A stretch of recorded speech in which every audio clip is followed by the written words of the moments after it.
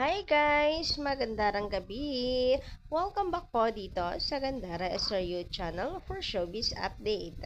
Andito na naman nga po akong muli nagbabalik ang nagmamaganda ninyong kachismos ang Kim Pao upang maghatid sa inyo ng latest update and fresh happenings patungkol kay Kim Chiu and Paolo Avellino.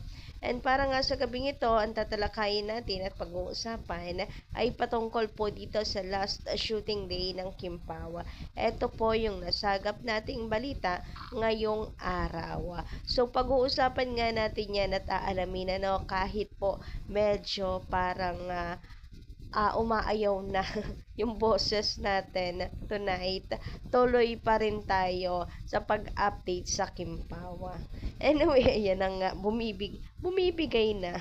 Anyway, bago po pala yan sa mga hindi pa nakaka-subscribe at bago lang dito sa ating channel, kung Kim Pao's Update ang inyo pong inaabangan araw-araw na sa tamang channel ka, kaya pindutin mo na yung subscribe button at notification bell para maging updated ka at ma-notify tuwing may bago tayong chika at balita hinggil sa Kim Pao.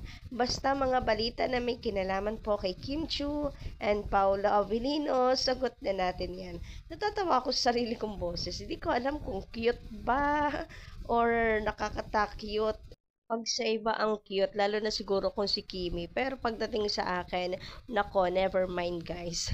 Anyway, ito na nga dumako tayo dito sa ating pag-uusapan ngayong gabing ito. Patungkol ito sa last shooting day ng Kim Pao.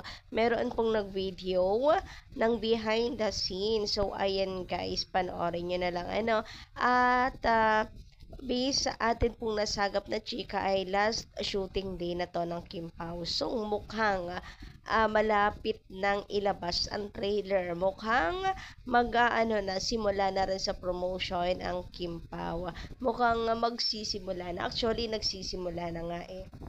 So, eto parang eto yung first time na magkasama silang dalawa for sinasadya pong promotional video ng My Love Will Make You Disappear. Yung mga kasi nila, pagpo-promote sa atin ng mga nakaraang event nila, mga events kasi nila yon.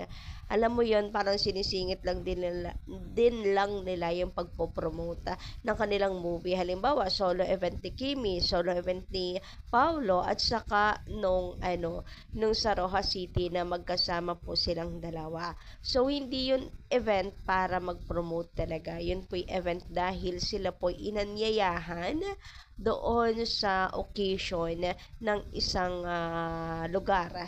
So, ngayon lang yung first time na talagang promotional video ng Kim Pao. And ngayon nararamdaman ko na nagsisimula na sila.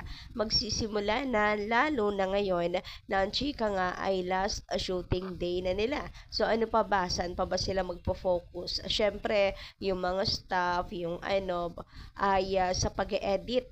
Syempre, sa movie para sa trailer ang Kim Pao sa promotion na po nakafocus. So anuhin po natin yan bigyan po natin ng oras at panahon and supportahan po natin ang Kim Pao. Kung hindi po kaya mag-team live, kahit po sa pagpapatrending na lang ng hashtag para lahat po tayo ay may ambag.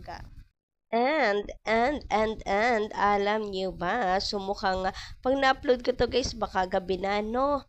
Baka mapanood nyo na guys, napanood nyo ng interview ni Sir MJ sa Kim Pao. So, sumugod po kasi doon reporters upang i-cover sila para interviewin. So, may paayuda po sa Kim Pao. Again, baka gabi ko na po ma-upload dahil nga sa alam niyo naman siguro sa boses ko na hindi tayo okay, kailangan natin ng rest. So yun guys, may paayuda ang Kim Pao. Last day shooting, so makakapagpahinga naman na po sila. So grabe nga si Kuya MJ, si kuya talaga, si MJ Felipe. Hangang-hanga rin naman sa mga Kim Pao. Talagang ganyan kabilis sa mga Kim Pao. Sir MJ. Sabi niya, kabilis naman. Nasagap kasi agad yung chika na nandun siya sa set. Sabi dito, Sir MJ Felipe in the house. Nasa set ng My Love Will Make You Disappear. So, eto, reply niya. Ang bilis. Talagang mabilis. Hindi na tuloy surprise yung interview dahil, alam agad ang mga Kimpaw na nandoon siya. Mabilis talaga magsoko po ang mga fans. Anyway, eto na nga, balitang-balita talaga, no, sa mga kakimpaw natin.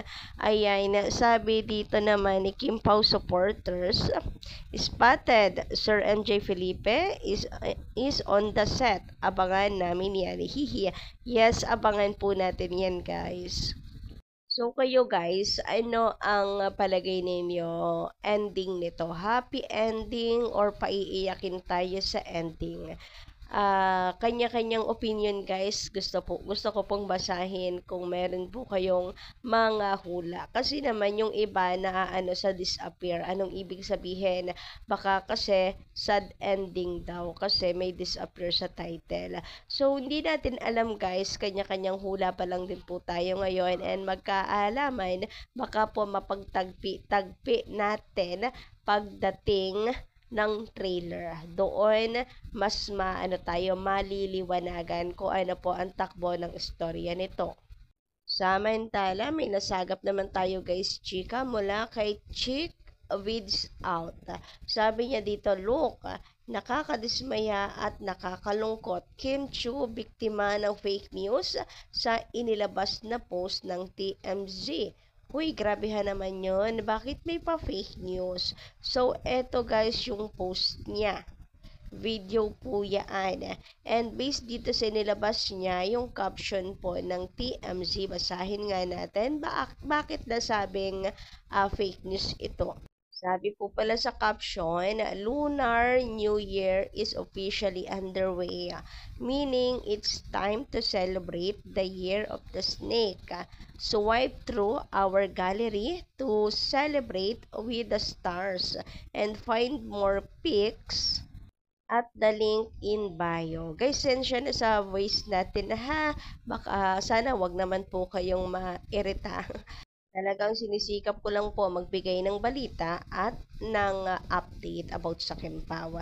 Anyway, eto pala yung nakalagay sa kanila. John Legend and more stars celebrating Lunar New Year. So, mga stars daw and kasama si Kim Chiu. Pero bakit ganun sa kanilang gallery? Picture pa ni Kim Chiu and Sian yung inilagay nila. Huli na ba talaga sila sa balita? Bakit hindi itong recent pagse-celebrate ni Kimi ang kanilang nilagay? Hindi naman late upload si Kim, ang team ni Kim Chiu, hindi naman late upload. Right after naman, 'di ba? The celebration ay nag-post po sila. So, bakit ganon? Lumang pic pa and yung kasama pa si Sian. So, marami tuloy ang mga irritable. Bakit ganon? Biktima nga raw ng fake news si Kim Chiu. Kasi, paanong nag-celebrate si Kim with Sian ngayon, matagal na nga silang break. Sabi po dito ng isang commentor, wala pa rin po ito sa video ni Chick Vids Out. So, nakalagay dito sa comment, lol, at TMZ, Kim Chiu and Sian Lim aren't together anymore. So, how can they celebrate together? Ha ha ha ha. Kaya nga, kung sa bagay, wala na po sila ni Sian. So, paanong nag-celebrate yung dalawa? Eto pa, sabi pa ng isa pa pong commentor, TMZ is not doing their research. Lol. Pic 4 is an old photo of a Filipino celebrity couple who broke up years ago. I'm sure their respective partners won't be happy if they spent CNY 2025 together. So guys, balita rin pala yan sa ibang bansa para may mag-comment po ng ganito. Updated din sila. Anyway, sabi naman po dito ng isa pang commentor. So, fake news.